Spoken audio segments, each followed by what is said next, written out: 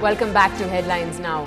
On the latest news of the State Planning Commission, Tamil Nadu government has reconstituted this panel with a retired IS official Santa Sheila Nair as its vice chairperson, I beg your pardon. Now, the Chief Minister Jayalalitha will be the chairperson of the commission, while A.C. Muttaya will represent the industry. Dr. V. Shanta of Adyar Cancer Institute and Dr. K. Sridhar are from the field of health. Dr. A. Ramasamy, Vice Chancellor, Karpagam University, Coimbatore, will be a member with expertise in agriculture and irrigation. Dr. Balaguru Swamy, former Vice Chancellor of Anna University, will be the member with expertise in education. The 7-member Planning Commission panel under Chief Minister will play an active role in preparation of annual plans and 5-year plans. Over to the world of education now. The general counselling for Tamil Nadu Engineering Admissions 2011 took off today. Counselling for candidates under sports quota had already begun last week for candidates of vocational stream. This year, a total of 1,48,353 applications were received, with boys almost doubling the number of girl applicants for admission under the government quota across 494 engineering colleges. Counselling will be only at the Anna University campus in Chennai and is expected to last for about 35 days. The big buzz today is also the counselling for the admission to the institutions for differently abled. While the number of seats under this category has gone up, has there really been any improvement in the facilities being offered? My colleague Krishnamurthy does a quick ground check. They have mastered quantum mechanics and difficult formulae, but they cannot get past the toilet in colleges because there are none designed for the differently abled. I was worrying about the hostel. Suppose if the hostel rooms available with attached bathroom, it will be useful for my daughter. Lens will be very helpful for us while doing experiments. So we need to see the accurate measurements, for which we need some lenses. Private colleges refuse to comment on camera on this issue and say that they do offer facilities like ramps for the differently abled. But activists say most facilities cater only to the physically challenged. Access means how much hearing impaired people are included. They should also have access for the mainstream education. That's absolutely inclusion. How many of our colleges have hearing impaired people, sign language interpreters? Accessibility doesn't mean the ramp alone. When you mean access and access for all types of disabled people, it's a right for every type of disability. The number of seats being offered to differently abled candidates in engineering colleges has gone up from 2,499 seats in the year 2009 to 3,000 this year. With growing awareness on the needs of the differently abled, emerging colleges have been strictly asked to follow the norms. See, whatever facilities required for differently abled people, we requested all the colleges to provide those facilities, and this year AICT has given approval only after seeing the facilities which was provided by various colleges to physically challenged people.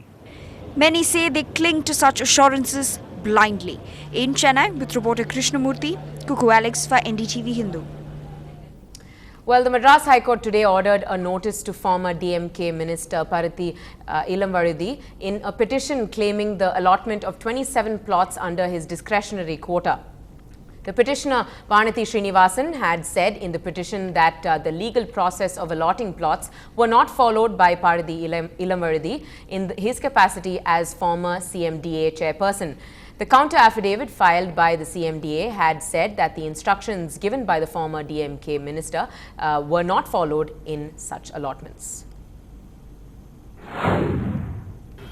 We have challenged the allotment made by Mr. Paridhi Ilamvaridi under the chairman's discretion quota, allotting 27 plots in Chennai.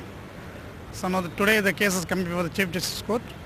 Chief Justice, after going through the counter filed by the CMDA, where it is stated that they have followed the instruction given by the then chairman Mr. Paridhi. Accordingly, we made allotment orders. So therefore, today the Chief Justice Court felt the notice should be given to the then Minister Mr. Paridhi Ilamvaridi and also to all other allottees. Today notice has been ordered. Now, the Madras High Court today also stayed the CBI Special Court's direction to register a case against the NLC chairperson A.R. Ansari in a corruption case involving over 10,000 crore rupees. CBI Special Court earlier directed the Anti-Corruption Bureau of the CBI to register a case against the NLC chairperson and submit a report to it. Now, the NLC chairperson today approached the Madras High Court with a revision petition. The court granted an interim stay against the order of the CBI Special Court. Already the CBI court ordered to register case against Ansari in a case filed by us in the Supreme Court. Today, after hearing Ansari's argument, the High Court has granted the interim stay against the decision passed by the CBI Sessions Court.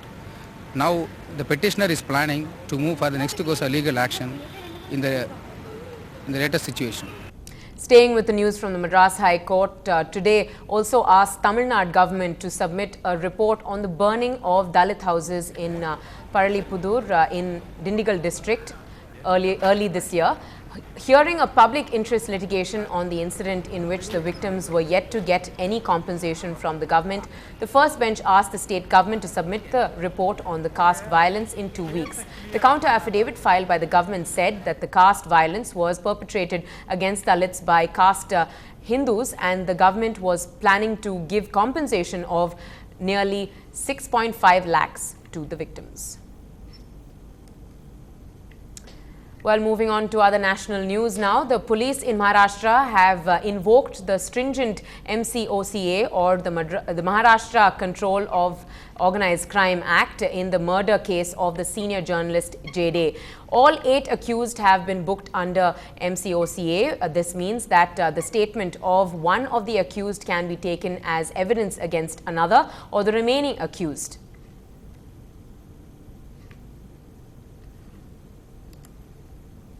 Well, the Supreme Court today decided that an unopened vault in Kerala's Padmanabha Swami temple will remain closed for now. The Supreme Court said that the temple tradition should be preserved and respected and asked the Travancore royal family and the Kerala government to suggest how to preserve the treasure without affecting the temple traditions. A 7-member panel had been appointed by the Supreme Court to decide on opening the temple's Vault B.